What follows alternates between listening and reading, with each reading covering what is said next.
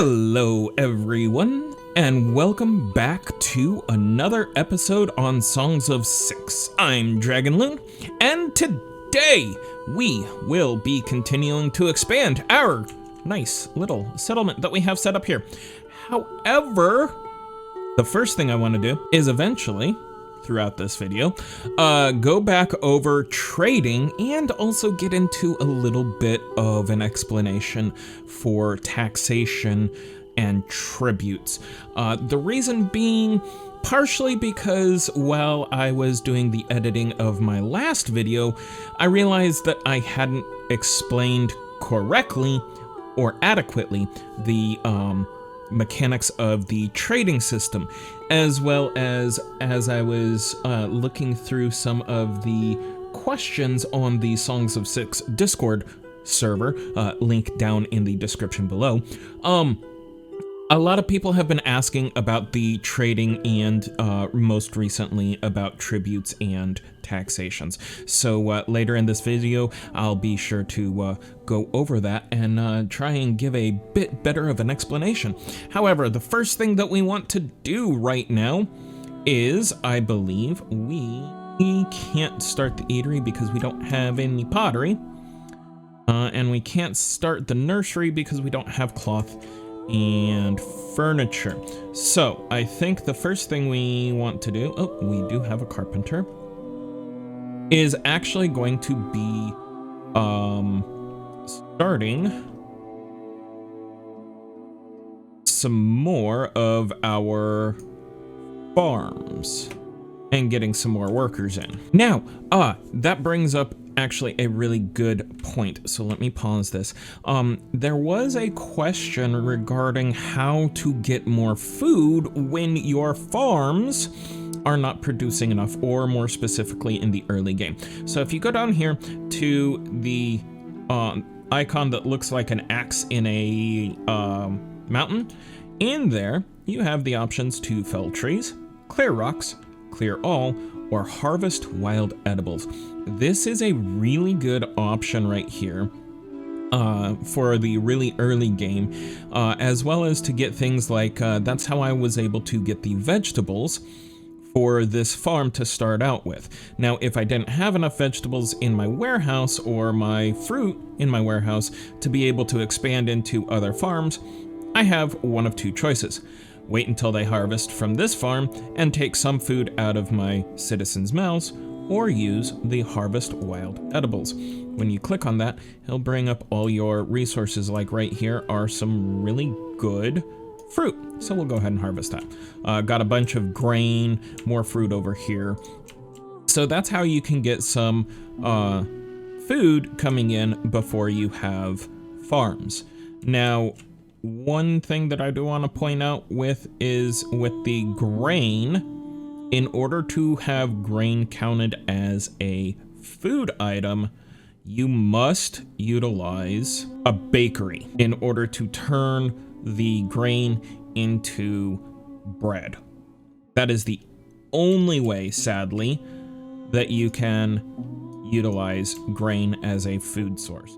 The other thing that you can utilize grain for is brewing drinks, alcoholic drinks, which ironically are one of the things that your population is eventually going to demand of you. And one way that you can help take care of that is if you go into your citizens tab and click on your food, you can adjust right here the target food rations and target drink rations. Now, I've already bumped it all the way up to 3 for the drink and food, because eventually I will have drink.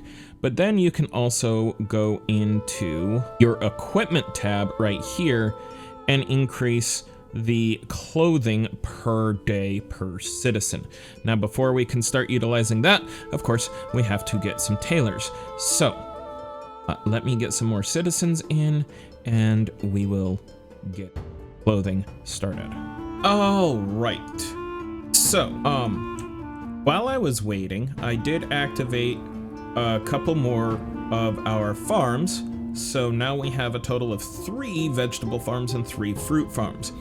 I also did bring in some more people, got us up to a population of 100, which unlocked the sheriff level, giving us a +5 bonus to happiness. So that's nice.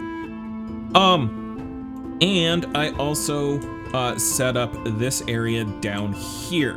And these are cotton farms. Now, the reason that I did the cotton farms is because we need those for cloth. And while we are getting a little bit of cotton from our ox pasture and a little bit from our hunter, we are going to need a lot more. So, what we are going to do now is we are going to set up a weaver and a tailor. Now, I know we said we need the cloth. Yes, we need cloth for here, for our nurseries, but we also need the tailor for clothing, because clothing is going to increase our happiness, which is going to mean we'll be able to bring in more population. And I will also have to probably build a lot bigger farms, but I'll probably do that up here in this forested area, just to have enough room. But of course, what we're going to also have to do with that is expand some more. So let's get the set up, and we're going to find that under crafting. Oh, it's under refining, my mistake. So we'll grab the weaver, and we will have this be a stone building. And give me a second.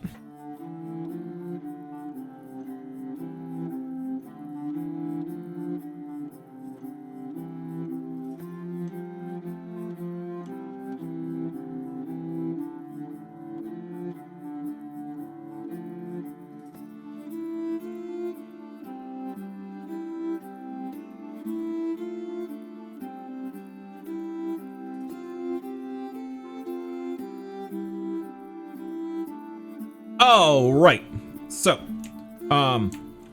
I set up a weaver room here, which can have up to 32 workers with an efficiency of 100%. Although I just realized we need metal. We may not be able to utilize that right away. Either that, or I'll just have to export. So yeah, we might start importing metal, just a little bit. But I also set up a textile tailor, which looks like is also going to need metal to be able to be built. But that's going to be able to turn our cloth into clothing. And I also set up a leather tailor because we are getting some leather from our hunter, so that will help starting to get clothing into the settlement. So what we'll do is we'll go ahead and activate that right there, and then we will also need to add in, under logistics, an import depot. And we just want a small basic one.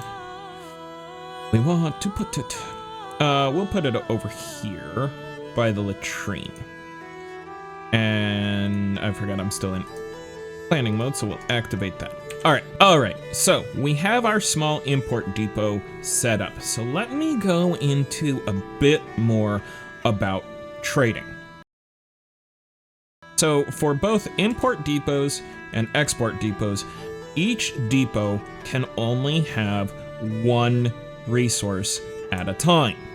So for the import depot, we want to select metal. Now, yes, generally speaking, it is probably cheaper in the long run to import ore and coal and make the metal ourselves, but we don't have refineries right now. So we'll just go ahead and select import on metal. And we would do the same thing here if we had a brand new export depot. In this case, this particular depot right here, Depot 1, is exporting meat. Now that we've selected that, we have to select how much we're going to either import or export. In order to do that, we do that up here under the goods tab, goods and trade. That will bring up this nice big menu. Now, last time I had said that setting the export level to 80% would export anything once our warehouses got over 80%. I was incorrect. The export percentage is how much of the warehouse we will be exporting. So in this case, what I have set right here, meat will be exported. We will be exporting 80% of our total available storage volume of meat. What we actually want to do is set that to 30%, which, as you can see there in the parentheses, says that once the warehouse volume gets above, in this case, 714 stored units of meat, everything else will then be transported to the export depot to be sold. So again, when setting the export level, you want to set the percentage of the total available volume of warehouse space that you want to export. The same goes for the imports, except it's a tad bit trickier. For the imports, what we're setting is we are setting the percentage of the total available storage area that we want to maintain having quantity in there. So let's go down to our metal, because that's what we're importing. And right now we are saying that if the total available warehouse space is not at 100% utilized, import. We don't want to import that because we can hold, and if we go over here to our metal, well, right now we can't hold any. So we need to make a few changes to that. And what we're going to do, and put those two crates into metal, which now means that we can have 510 metal. So if we just left the imports where they are, we'd be importing 510 items all the time at a price of 110 gold coins per unit.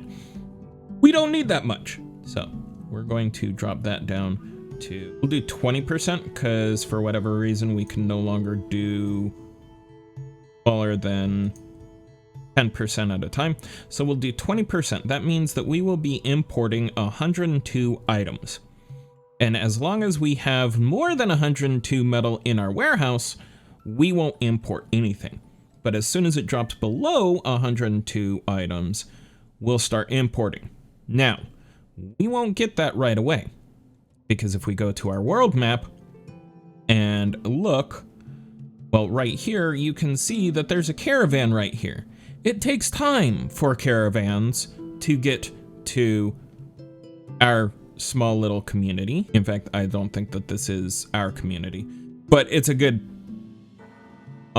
representation. So all of these are little trade caravans that are going out into the world. And now that we have set that we are interested in metal, it takes a while for trade caravans, and let's see if we can find our place. Us? Yes, this is us. Okay, so it's gonna take a while for the knowledge that we are interested in metal to get out into the world and get the caravans over to us. Just like when we're exporting things, it takes a while for that information to get out into the world, all the way down here to the edges of the map, before we start getting caravans in to our region. Buy it. So if you just start exporting, don't be worried if it takes a while before you start seeing revenue. Don't be worried if your export depots fill up and they just sit there for a while. It's because the caravans haven't quite gotten to from where they're starting to your village. So it's okay. Don't be worried. Now, back to what we were doing. So let's go ahead and turn the speed back on. All right. So we have our leather tailor built. So what we want to do, we'll go ahead. We don't need 16 tailors in there right now. We'll just set it to 6, and that should start producing clothing for us. Oh, look, people, we have opened up and finally got to our stone quarries. So that's good. However, we need to expand just a little bit more. So what we're going to do is we're going to dig into the mountain. Builder, and we'll need some haulers, which are 2x2. So we'll need that right there. Okay. Now we'll go ahead and put a builder's hut right here just to get things going, and then we're going to move it once that's done. Oh, look, our metal has come in, so we can go ahead and activate jobs here. Go ahead and activate the roads leading into all of this. All right, folks, so we've got a lot to go over, because I've gotten a lot done. So we've got our textile tailor done, and I did drop the number of employees down to 6 in there. We've also got our weaver done. Now I know I don't have the employee base to handle it, but I put 10 employees in there because we are going to be selling excess cloth, and for now we're actually going to be selling half of our warehouse capability of cloth because it sells for 8. Where the cotton sells for 6. Yeah, it's only 2 coins, but it's 2 coins. The one thing that I wish we could get more of, which I kind of started doing, is livestock, because that sells for 151. Jesus criminies, that's good. What I did was I added another ox pasture. Quite a big pasture too. I'm hoping that it will produce a lot of meat, which we can then turn around and sell. Down here, I've gotten this set up where we have our janitor to cover all of the stone quarry, and we have in here a hauler set to bring in metal, a hauler set to bring in wood, and a hauler set to bring in stone. These haulers here are to supply resources to the janitor. That is specifically what they are there for. That is the only reason they are there as well. So, what we really need to do is we really need to get in more food. The problem is we really don't have much in the way of exports. Now, I wonder if we go in here and we go to opiates, they sell, holy cow. No, we're not going to bring in slaves. They sell for, don't have enough credit to buy. Sell for 93. Bet you that's gonna be a really good export. So, what we're going to do,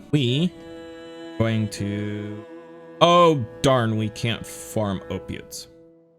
Well, that's a bummer. That would have brought in some really good money too. Well, because we are pretty much turning all of our cotton, and oh my gosh, I forgot to do something.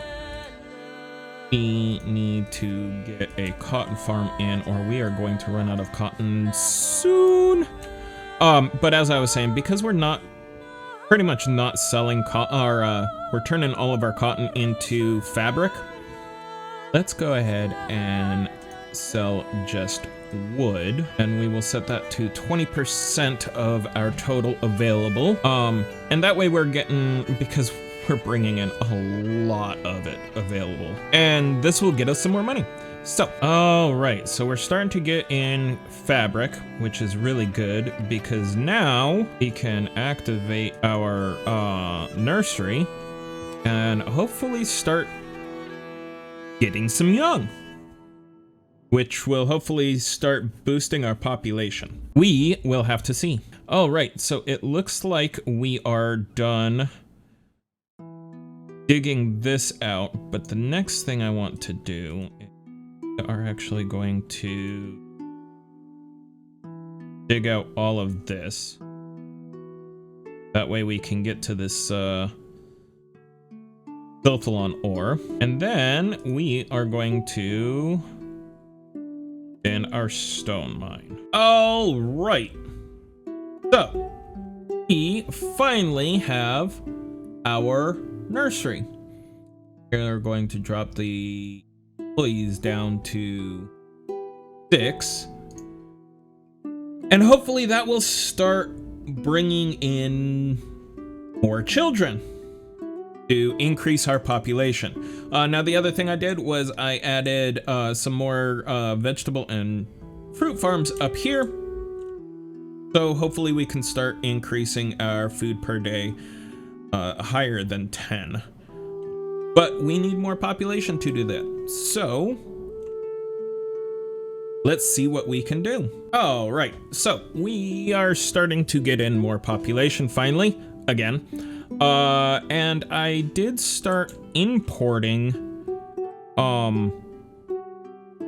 mushrooms, because mushrooms are one of the food sources that practically every race prefers, which hopefully will give us more available food. Because we only have 4 days of food left. Not good. So, yeah. Eventually, that's what we want to do. I am also trying to get down here to our coal deposits. In fact, deposits. Trying to get down here to our coal deposits so that, you know, we can start bringing in coal, because the coal is what we need to be able to turn grain into bread.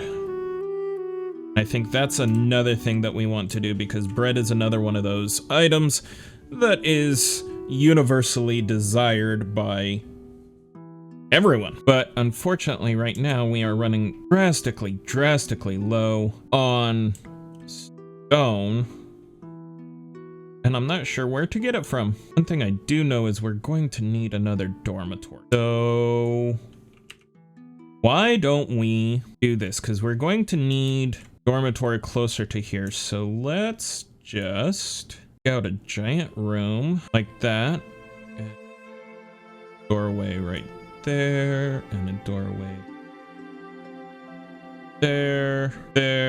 Okay, so that's going to be our dormitory. Now we're going to need another warehouse. So let's put that, make a nice big one right there. Then we're going to want an eatery. We'll put that there. A doorway there between the two. Doorway right there.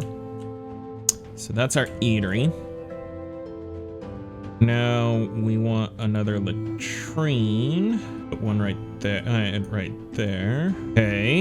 And then let's make this. I don't know. So we will actually not do that. Although we want a road down like that.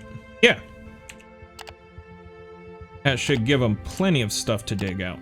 In fact, so much so that I think we're going to bump this 15 workers. All right, and I think the next thing we're going to do, even though we don't have workers available, is we're going to build the graveyard. Now, the reason that we're going to do that is because if we go in here and we take a look at Afterlife, we're currently not providing anything, and we keep having people die of, you know, murder, cold exposure, heat exposure, things like that. So what we want to do is we want to provide that graveyard so that we're not seeing dead bodies lying around all over the place. So we're going to turn it on. And I think we need Oh, that one is already activated. Okay. That one's also reaching there. Don't need that one active right now. All right, and we've gotten up to 200 population, which means that we now have access to guard posts, dungeons, scaffolds for, you know, lynchings, and slavers. So, not gonna get into that just yet. Oh, look at that, we have 19 babies. That's nice. I think the next thing that we're going to do, we're going to make this latrine. Give them one more thing to be super happy about. And the graveyard is done. So now they'll start burying the dead. All right. So without even realizing it, we got our lavatory done, which instantly boosted our happiness, allowing us to bring in a bunch more citizens. So we also have our storage and eatery area done, as well as our new dormitory and lavatory area. So let me get those set up real fast.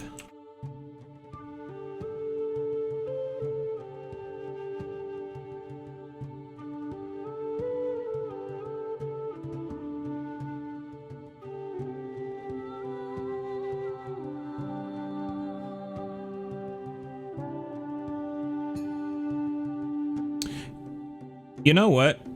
We're actually going to turn this area down here into flat houses because we have those available. So, once again, give me a few minutes.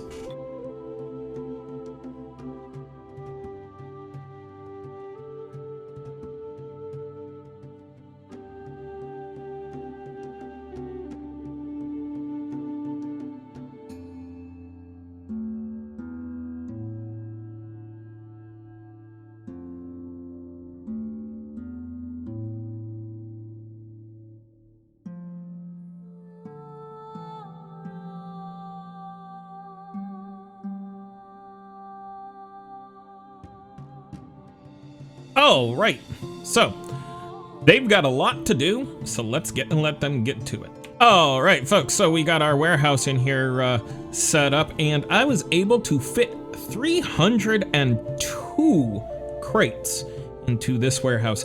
This is a giant warehouse. Excuse my language. So I've gone ahead and I've divvied it out a bit. Try to give myself as much available space as possible and make it even. I did include some storage for some gems as well as the Silthalon ore, which we are going to be mining because we have a deposit right here of the Silthalon and a deposit down here of gems. So that will eventually be going. But the first thing that I definitely want to do is I definitely need to get more food in, which means we are going to have to expand our food production massively. So let's go ahead and get that going. I also put the flat house on pause because we're waiting on furniture. Joy, furniture, yay. And I did start another cotton farm because we just can't keep enough cotton in. So, oh boy. So I was trying desperately to get production of metal going in ours because I was able to clear out the ore deposit and the coal deposit. And I got this message. Says that we now have riots from our Dendorians. Let's check to see why our Dendorians are rioting. Our loyalty has dropped because our happiness has dropped. Why has our happiness? Not really providing fulfillment. Access. Noise is really high. Light where you don't have any access to. Okay. Equipment we really can't. That and yeah. Interesting. So let's see if we can find these rioters. There they are. In our furniture factory too. That stinks. All right, so the riot is over. Rioters have had a taste of your might and laid down their arms. Even though we didn't do anything, ringleader will be processed in your justice system. We don't have one. And be made an example of. All right, so now we need to rebuild our population. The other thing that I'm trying to do is I'm trying to get a masonry up because we have, or had, a ton of stone. And we probably still will have a ton of stone. Because we're digging into the mountain here. But, that also, I believe, sells for a really large amount. Yeah, we can export the, cut stone for a decent amount. Which, you know, would be nice. All right, so it looks like we got our lavatory done, which is probably a good thing. Now we just need to get some darned metal in. That is what is holding us up big time. Lack of metal. All right, you know what I'm gonna do? I am going to move the auxiliaries from there. Move the auxiliaries there. Don't need that, and they can build those finally, and we can start getting metal in. All right, so what I am doing right now is I am waiting for the metal smith to start making enough metal to where we can get other things built, like the bakery. And while I'm doing that, I'm just trying to control or get more population without going over our food stocks, by adjusting the number of employees that are in each building, especially when the workload is really super low. And that way we can have some employees to be able to fill up some of these jobs once they get finished. All right.